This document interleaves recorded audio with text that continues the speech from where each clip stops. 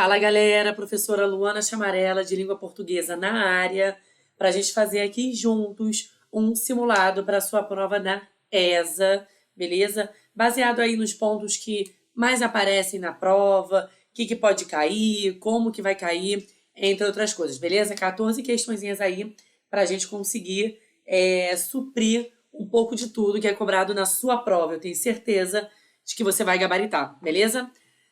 Vamos lá, vamos ao texto. Como sempre, a prova da ESA e qualquer prova, né, que você faça, você sabe que vai ter ali um texto e a partir desse texto as questões vão ser baseadas. Show? Texto 1, Recado ao Senhor 903. É uma crônica do Rubem Braga, tá? Muito conhecido, cronista. Vamos lá. Vizinho. Quem fala aqui é o homem do 1003. Recebi outro dia, consternado, a visita do zelador, que me mostrou a carta que o senhor reclama contra o barulho em meu apartamento. Recebi depois a sua própria visita pessoal. Devia ser meia-noite. E a sua veemente reclamação verbal. Devo dizer que estou desolado com tudo isso e lhe dou inteira razão. O regulamento do prédio é explícito e, se não fosse, o senhor ainda teria ao seu lado a polícia e a lei. Quem trabalha o dia inteiro tem direito ao repouso noturno e é impossível repousar no 903 quando há vozes, passos e músicas no 1003. Ou melhor, é impossível ao 903 dormir quando o 1003 se agita, pois como não sei o seu nome nem o senhor sabe o meu, ficamos reduzidos a ser dois números empilhados entre dezenas de outros. Eu, 1003, me limito a leste pelo 1005 e a oeste pelo 1001, ao sul pelo Oceano Atlântico, ao norte pelo 1004 e ao alto pelo 1103 e embaixo pelo 903, que é o Senhor. Todos esses números são comportados e silenciosos. Apenas eu e o Oceano Atlântico fazemos algum ruído e funcionamos fora dos horários civis. Nós dois apenas nos agitamos e bramimos ao sabor da maré, dos ventos e da lua. Prometo sinceramente adotar, depois das 22 horas, de hoje em diante, um comportamento de manso lago azul. Prometo. Quem vier à minha casa, perdão, ao meu número, será convidado a se retirar às 9h45, pois o 903 precisa repousar das 22 horas às 7, pois às 8h15 deve deixar o 783 para tomar o 109 que o levará até o 527 da outra rua, onde trabalha na sala 305. Nossa vida, vizinho, está toda numerada, e reconheço que ela só pode ser tolerável quando um número não incomoda outro número, mas o respeita, ficando dentro dos limites de seus algarismos. Peço-lhes desculpas e prometo silêncio. Então, até aqui são números. Esse texto tem metonímia, né? Porque o número não é a pessoa, o número é o apartamento, né? Então, a gente tem ali o número representando a pessoa, a gente tem essa frieza em relação ao contato entre os vizinhos. Eles são distantes, eles não estão muito próximos, tá? Então, a gente tem todo esse desenho aí, esse design sobre esse convívio. Pronto, agora foi a tela. Sobre esse convívio entre os vizinhos. E aí, o último parágrafo começa com reticências. Então, tá assim, reticências. Mas que me seja permitido sonhar com outra vida e outro mundo, em que um homem batesse a porta do outro e dissesse: vizinho, são 3 horas da manhã e ouvi música em tua casa. Aqui estou. E o outro respondesse: entra, vizinho, e come do meu pão e bebe do meu vinho. Aqui estamos todos a bailar e a cantar, pois descobrimos que a vida é curta e a lua é bela. E o homem trouxesse sua mulher, e os dois ficassem entre amigos e amigas do vizinho, entoando canções para agradecer a Deus, o brilho das estrelas e o murmúrio da brisa nas árvores, e o dom da vida, e a amizade entre os humanos, e o amor e a paz. Então, beleza, um texto aí suave, uma crônica, que preza, né, pelo casamento aí entre esses vizinhos, pela socialização entre esses vizinhos, que não é muito comum aqui pelo texto, tá? A gente viu aqui que esses vizinhos, eles não convivem muito bem um com o outro, reclamam do barulho do apartamento, tem essa questão das vozes que está incomodando o outro a dormir. Então, eles são reduzidos a números. E números são formas mais frias de tratar a pessoa. Quando você está lá comprando alguma coisa pela internet, não pergunta o teu nome, pergunta o teu CPF. Então, o número é uma frieza, um distanciamento maior entre as pessoas. Vamos às questões. Sobre a crônica de Rubem Braga, podemos afirmar que O autor fala indiretamente que as relações humanas são afetivas e de extrema proximidade entre as pessoas, mas critica sob o viés da frieza dos seres humanos, que não querem demonstrar seus afetos. Galera, quando fala as relações são afetivas e de extrema proximidade entre as pessoas, não, né? As relações aí não são próximas, então ninguém tem proximidade entre os vizinhos. Por mais que o autor tenha essa crítica, né? Ele gostaria que os vizinhos se dessem melhor, essa extrema proximidade está errado, beleza? O autor critica o distanciamento nas relações interpessoais e promove uma crítica no que diz respeito ao tratamento das pessoas que são reduzidas a apenas números. Pode ser essa, tá? É essa crítica, as pessoas são reduzidas a números. E ele critica esse distanciamento nas relações interpessoais entre as pessoas. O autor deixa explícito, de forma irônica, a dificuldade de união entre as pessoas devido à timidez e à preocupação em incomodar aos outros.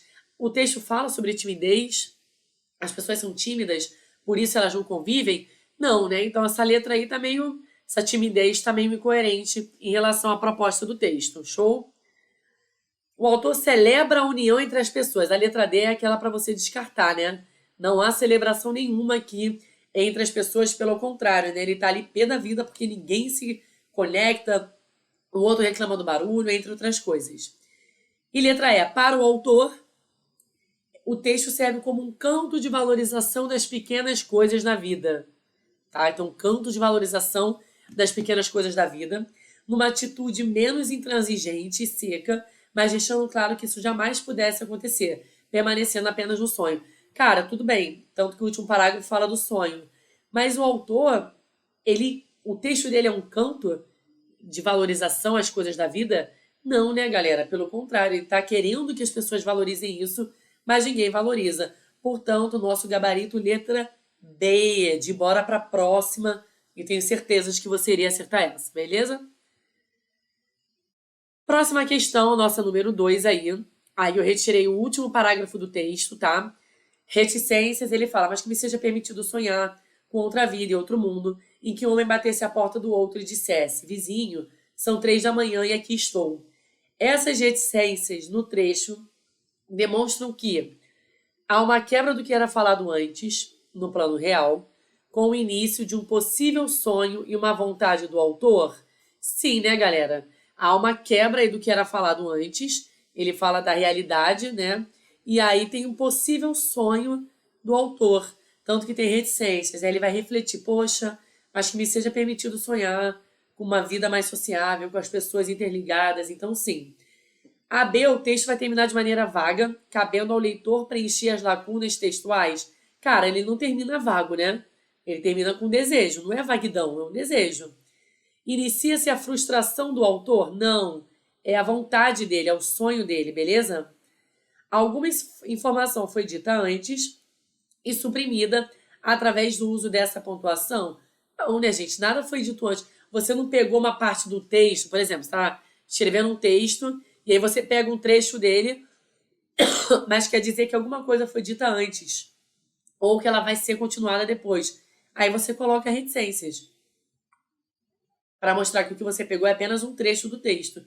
Não é o caso aqui da letra D, beleza? Nem do texto aqui em questão.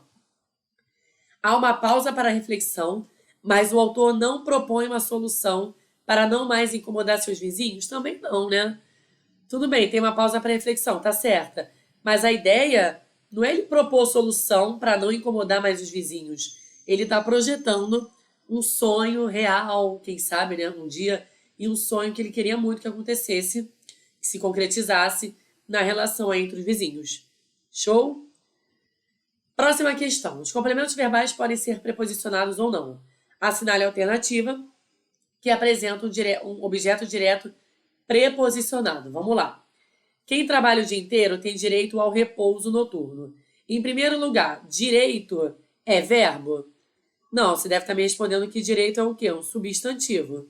Então, ao direito noturno, por mais que tenha essa preposição a aqui, isso aqui não é, tá, um objeto indireto. Isso é um complemento nominal. Então, isso aqui a gente tem o quê? Um complemento nominal. Show? B. Quando um número não incomoda outro número. Objeto direto. Quem incomoda, incomoda alguém. Preste atenção, o objeto direto ele não tem preposição.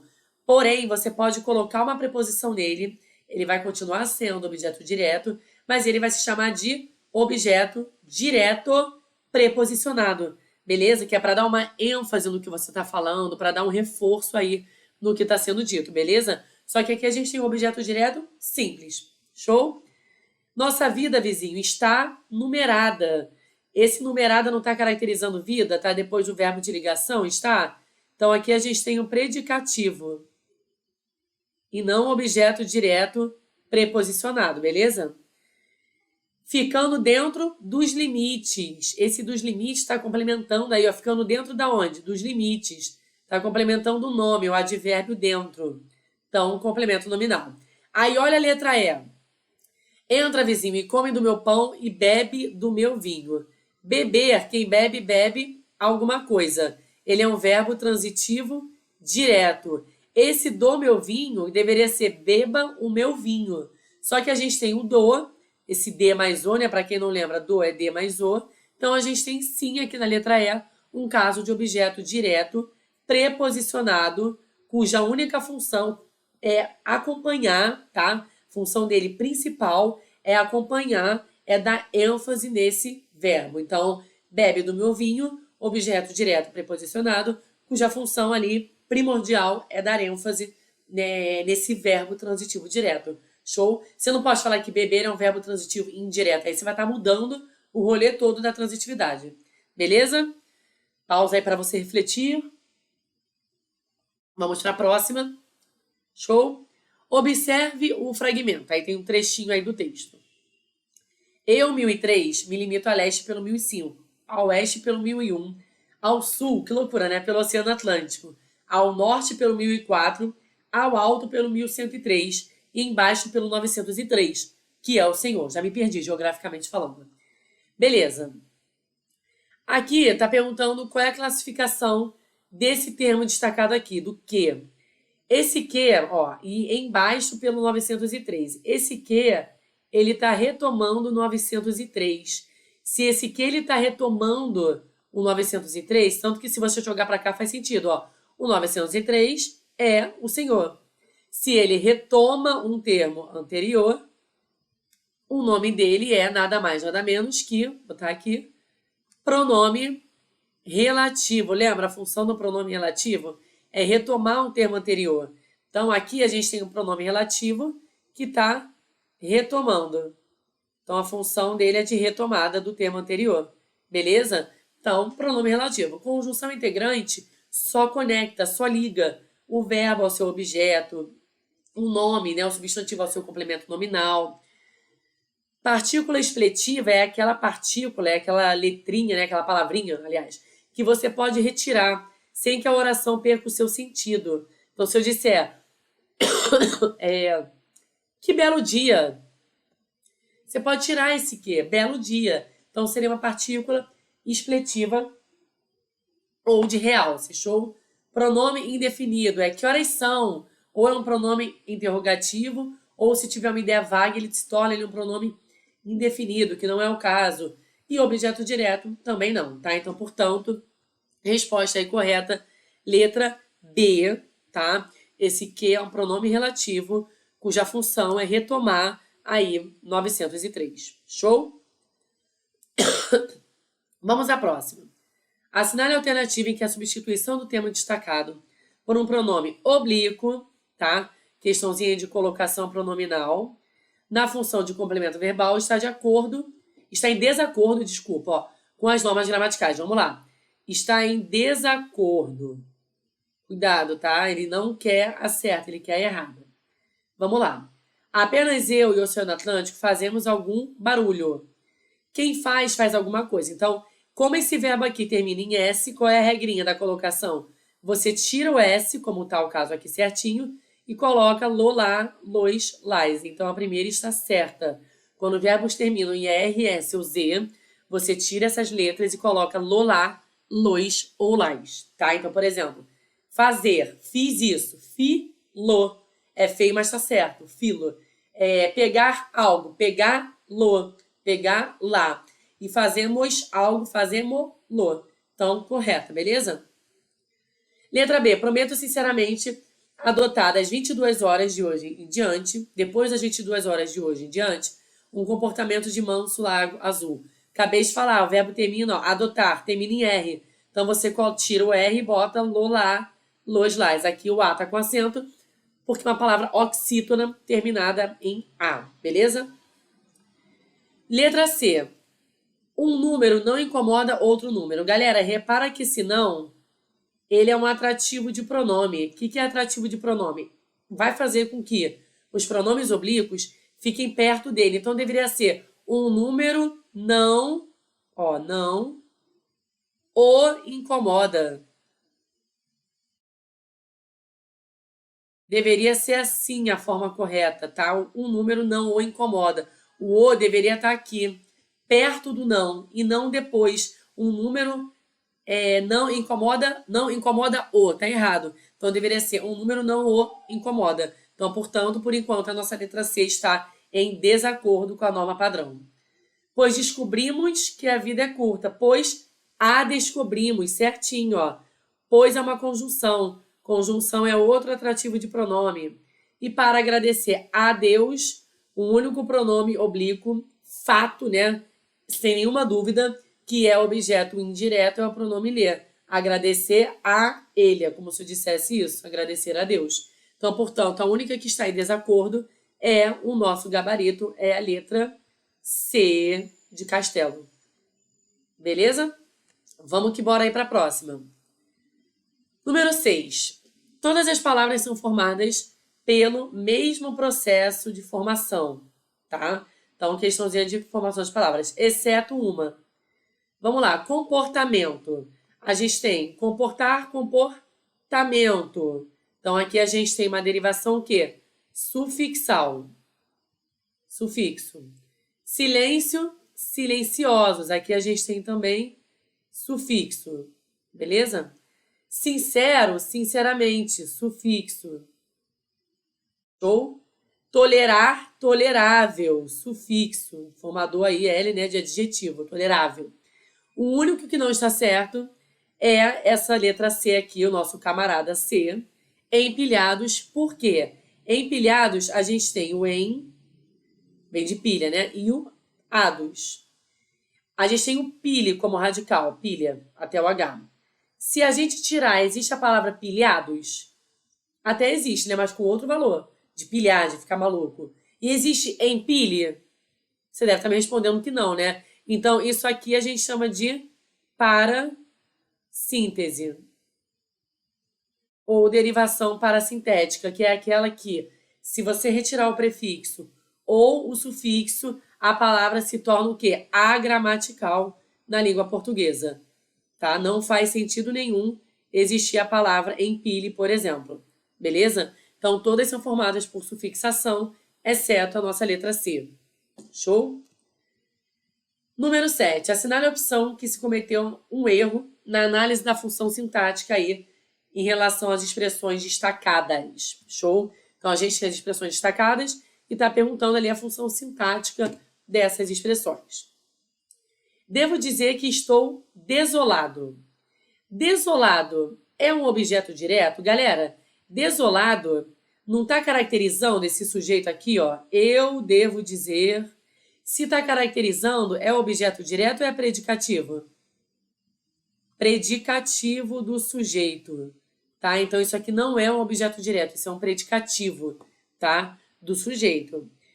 Por enquanto, é essa nossa errada, né? O regulamento, o núcleo do sujeito simples? Sim. Regulamento do prédio é o sujeito, né? Barrinha aqui, e o núcleo é regulamento. É impossível predicativo? Sim. Acabamos de falar sobre ele, né? Tá depois do verbo de ligação é, aí. Então, sim, a gente tem aí o caso de um predicativo do sujeito. Pois, como não sei o seu nome, nem o senhor sabe, o meu é objeto direto? Sim, ó. Ó o verbo aqui, quem sabe, sabe algo. Objeto direto dele, o meu nome. E reconheço que ela só pode ser tolerável, verbo de ligação? Sim, para quem não lembra, o verbo de ligação liga o sujeito, ela, sujeito, a quem? Ao predicativo, que no caso aqui é tolerável. Então, tá certo, verbo de ligação. Portanto, o nosso erro está na letra A, uma vez que desolado, caracterizando aí, né? Esse sujeito eu estou desolado, é um predicativo do sujeito e não um objeto direto. Beleza? Vamos à próxima questão. Vamos. Em quem vier à minha casa, o acento grave é indicativo de crase. Indicativo é ótimo, né? Indicativo de crase justifica-se, pois... Vamos lá, questãozinha de acento grave é aquela PQP, né? Que eu falo brincando. Provável questão de prova. Então, com certeza, pode ser que caia na ESA, na EA, uma questão aí de acento grave, beleza? Por que a gente tem um acento grave aqui, ó? Quem vier à minha casa. Galera, minha, para quem não lembra, é o quê? Qual é a classificação? É um pronome possessivo. E diante de pronome possessivo, a crase ela é o quê? Facultativa. Então, se você disser a letra A, o verbo vir exige a preposição a. Ok. Quem vai a algum lugar, né? Quem vier a algum lugar. Só que não é isso, tá? Letra B, minha palavra feminina, portanto, a crase é obrigatória. Galera, diante de pronome possessivo feminino, diante da preposição até, diante de nomes próprios femininos e diante de dona, senhora e senhorita, a crase é obrigatória ou ela é facultativa? Facultativa. Então, se você disser que a crase é obrigatória, porque minha palavra feminina não é esse rolê. A questão aqui é o minha, pronome possessivo, letra E, né? Portanto, a crase é facultativa, tá? A minha casa é adjunto adverbial, portanto, a crase é obrigatória? Não. Se ainda falasse adjunto adverbial feminino, ok. Mas a crase obrigatória e adjuntos adverbiais tá errada, porque existem adjuntos adverbiais masculinos. Minha é um termo especificador de casa e, por isso, a crase é obrigatória. Opa, marcar aqui, erro, foi mal. Não, gente, minha é um termo especificador de casa e aí você tem que botar a crase? Não. Só quando for assim. Existem duas estruturas, né? Você pode dizer cheguei à casa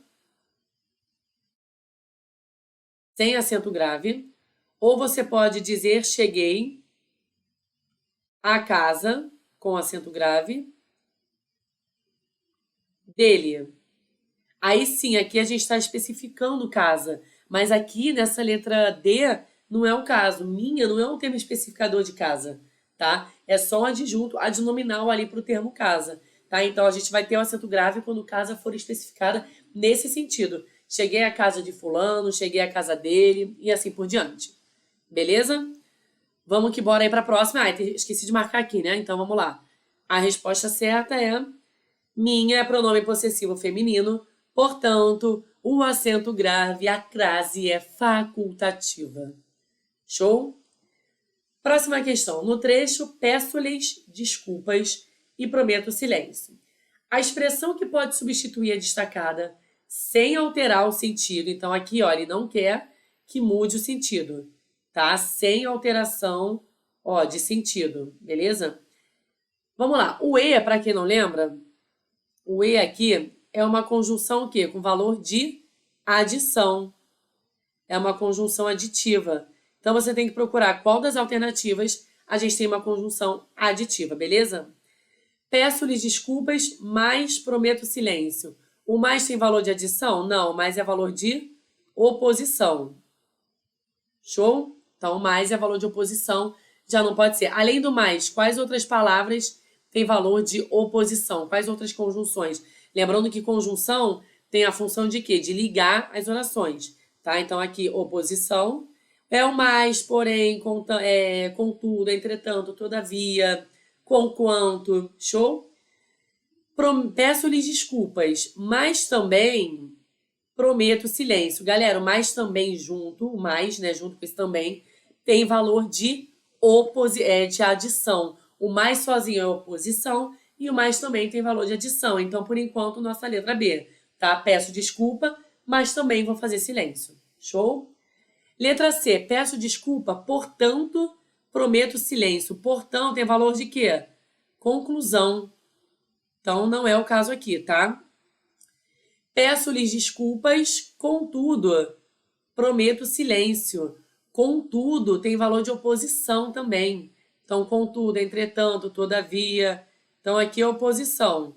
Também não pode ser, tá? E peço-lhes desculpas, porquanto prometo silêncio. O porquanto é o mais desconhecido, né? É o conectivo com valor de explicação. Tá? Então, porquanto ali, explicativo, então a gente não pode marcar. Portanto, a nossa resposta aí correta é a nossa letra B. Peço desculpas, tá? Mas também, né? Esse mais também reforçando, prometo silêncio.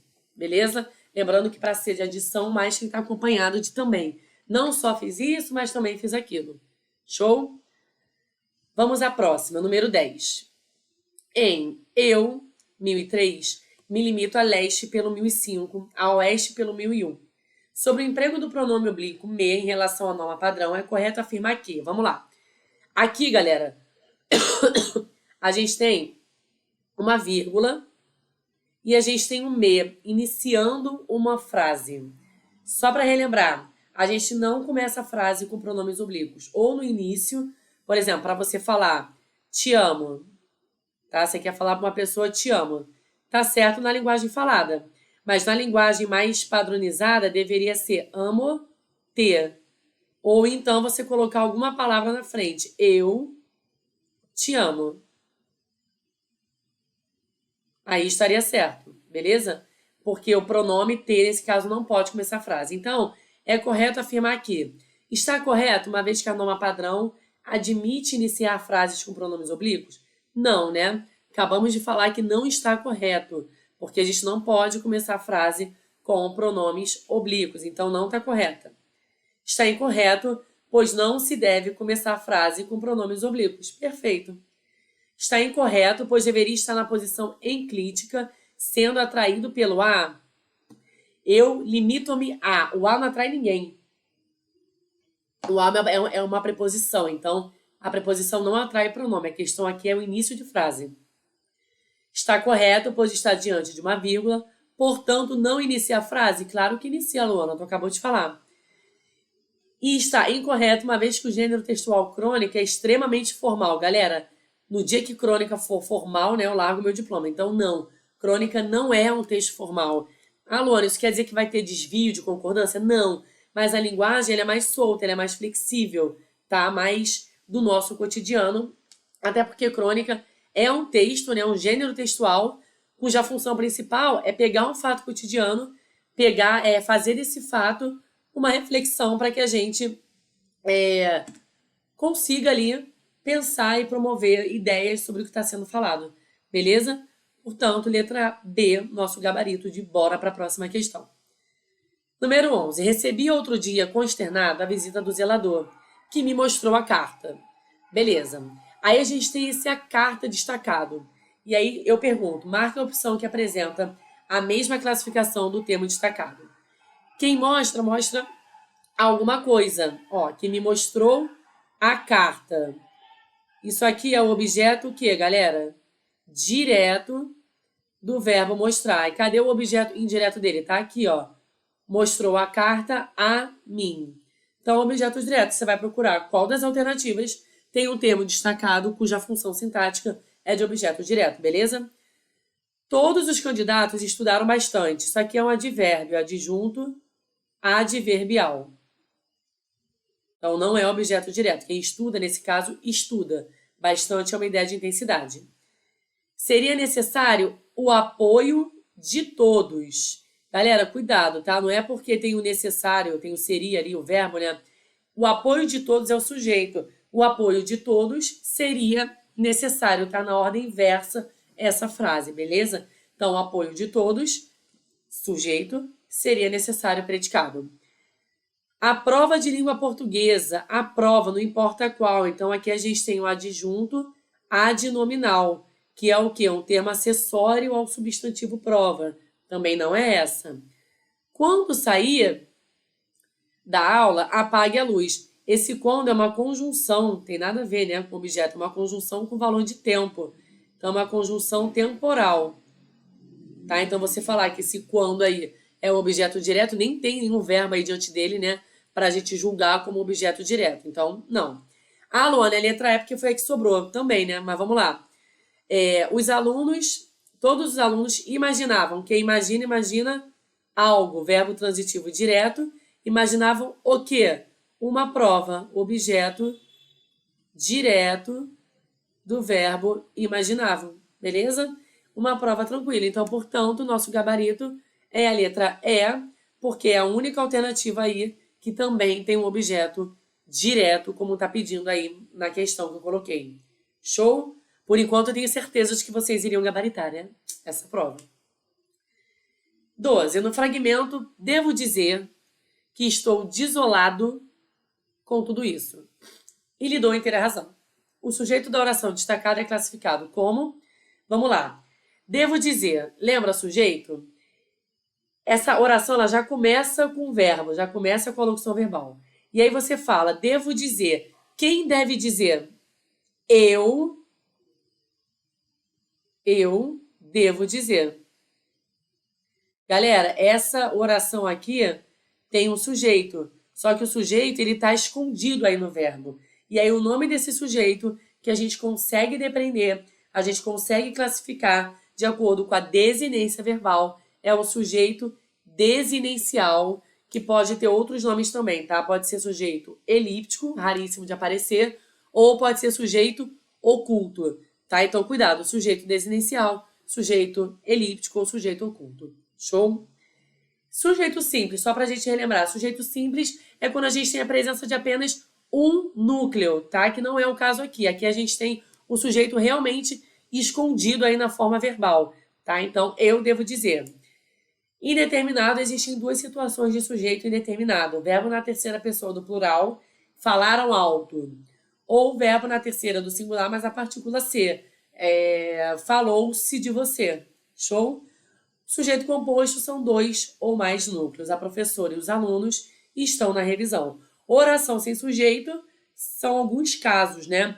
Verbo haver no sentido de existir, a gente tem um sujeito aí que não é possível a gente achar, a gente tem um complemento verbal.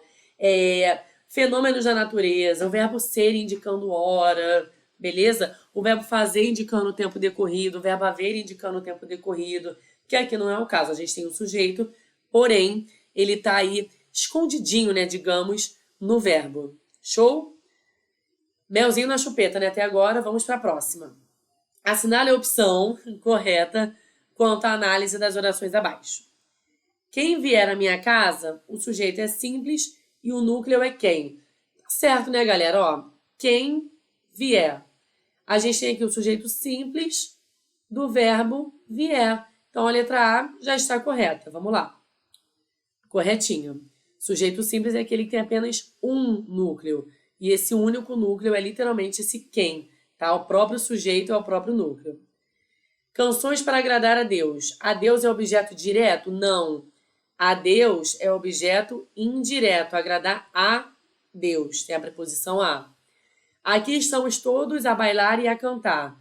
Todos é o sujeito indeterminado do estamos? Claro que não, né, galera? É o sujeito o quê? Simples do estamos. Não é sujeito indeterminado. É sujeito simples. Em que um homem batesse a porta do outro e dissesse: a porta é objeto direto do verbo bater? Não, batesse a porta. Tipo assim, batesse na porta. É o quê? Não é objeto direto. É um adjunto adverbial de lugar. Tá? Então, objeto direto está errado. Eu, 1003, me limito a leste pelo 1005. O verbo é bitransitivo? Não. Quem se limita a alguma coisa. É um verbo transitivo e indireto. Beleza? Eu me limito a leste pelo 1005. Portanto, a nossa resposta bonitinha aí já é de cara alfa, letra A. Show? E vamos à nossa última questão desse simulado. Tentei pegar aí um pouquinho de cada coisa. É claro que é muito extenso o conteúdo, né? Mas vamos lá. Questão de pontuação, que a ESA adora também, tá? Vários concursos militares adoram, que é uma questãozinha de pontuação, beleza? O regulamento do prédio é explícito e, se não fosse, o senhor ainda teria ao seu lado a lei e a polícia. Vamos lá, por que a gente tem aqui a vírgula no e, vírgula? Se não fosse, né? Por que a gente tem a vírgula? É para isolar uma oração subordinada adverbial. Lembra que os advérbios deslocados, eles precisam ser marcados com a vírgula? Então, aqui a gente tem uma oração subordinada adverbial condicional deslocada. E aí você tem que marcar qual das alternativas também a gente tem uma oração subordinada adverbial. A gente tem algum advérbio deslocado, beleza? O senhor, que é silencioso, aqui a gente tem uma oração adjetiva. Não tem nenhum advérbio sendo deslocado. Senhor, saiba que tem ao seu lado, aqui a gente tem o quê? Um vocativo. Tá? Então, também não temos. O senhor tem ao seu lado a lei, a polícia, o regulamento. Isso aqui é para listar o aposto, é para enumerar. As vírgulas estão aí para enumerar o aposto enumerativo, tá? Para dar essa quebra no aposto. O senhor tem ao seu lado a lei e a polícia, mas também o regulamento. Não, é para isolar aí, é para marcar a oração coordenada aditiva. A gente acabou de falar do mais também. E a letra E, ó. Caso o regulamento não fosse suficiente, o senhor tem ao seu lado a lei e a polícia. Esse caso aqui também é um advérbio indicando condição. Então, é uma oração subordinada adverbial condicional, como na número 14 aí, a questão que eu coloquei destacando esse ser. Beleza? Então, esse caso o regulamento não fosse suficiente, quer dizer, a gente tem aí uma oração adverbial. É um advérbio indicando condição, porém, ele está em forma de oração. Beleza? Então, não esqueçam, ou a vírgula vai separar o vocativo, ou ela vai separar os itens em uma enumeração, ela vai listar esses itens, ou ela vai isolar o adjunto adverbial, cuja posição canônica é ao final. Quando você joga ele para o meio, quando você joga ele para frente, você está literalmente isolando e você precisa marcar com a vírgula. Show? Então, esse foi o nosso simulado, tá? Espero que tenha dado para clarear aí a sua mente sobre língua portuguesa na ESA. E um beijo, galera. Até a próxima e gabaritem!